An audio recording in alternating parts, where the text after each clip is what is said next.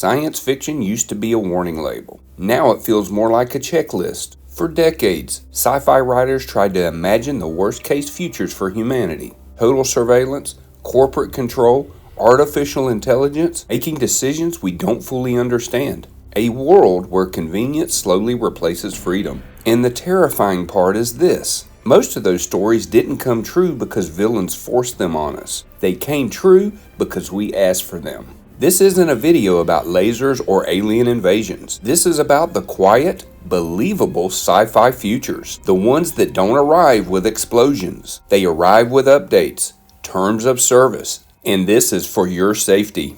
Let's start with surveillance. In classic sci-fi, the surveillance state was obvious. Cameras everywhere, screens watching screens, a boot on the neck, like the world imagined in 1984, or the data-driven policy of Minority Report. Back then, it looked extreme, unavoidable. But in reality, we volunteered. We carry tracking devices in our pockets. We put cameras inside our homes. We teach machines our voices, our faces, our habits, our fears. Not because we're forced to, but because it's convenient. The scariest sci-fi futures don't take freedom away overnight. They trade it away one feature at a time. Now let's talk about the algorithms.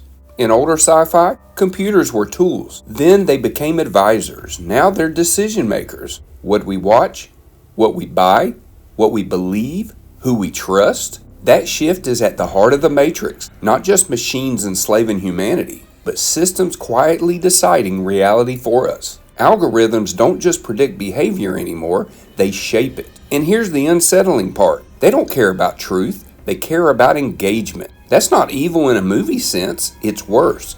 It's indifferent. A machine doesn't need hatred to divide people. It just needs data that proves division keeps us scrolling. That's a future sci-fi warned us about. A world where control isn't enforced by fear, but by dopamine. And then there's artificial intelligence. In sci-fi, AI rebellion usually looks dramatic. Robots rise up, systems go rogue, humanity fights back, like in Terminator 2, Judgment Day. But the real danger isn't AI becoming evil. It's AI becoming normal. Films like Her didn't warn us about violent machines, they warned us about comfortable ones. When machines start writing, creating, diagnosing, deciding, and we stop questioning how, responsibility disappears. When no human is directly responsible, nobody feels accountable. That's the future sci-fi kept warning us about, not machines overthrowing humanity, but humanity quietly outsourcing itself. And then we have corporations. Classic sci-fi loved mega corporations that ran entire worlds. They owned housing, food, medicine, even law enforcement, like the futures imagined in Blade Runner or RoboCop. Back then, it felt exaggerated. Now, your job can control your healthcare, your platform can control your income, your access can disappear with a policy change, no dramatic takeover, no evil CEO monologue, just systems growing so large that opting out becomes impossible. The most chilling sci-fi futures don't look oppressive, they look efficient. And then finally we have humanity itself. The deepest sci-fi question has never been, will technology destroy us? It's always been, what will we trade away to feel safe? Privacy for comfort? Freedom for convenience, critical thinking for speed. That's the quiet horror at the center of Soylent Green. Not the twist, but how easily people accept it once survival gets hard. Sci-fi didn't predict these futures because writers were pessimists. They predicted them because they understood human nature.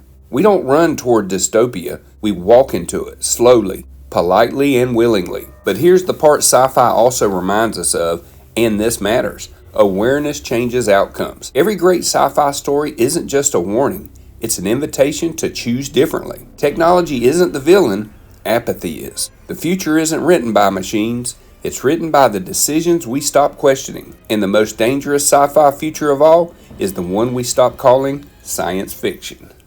Science fiction